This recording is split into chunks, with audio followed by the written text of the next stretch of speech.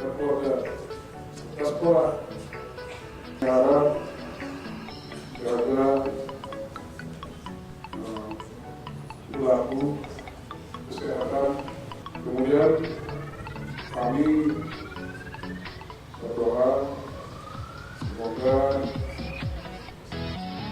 kegiatan studi kali ini dapat berjalan lancar.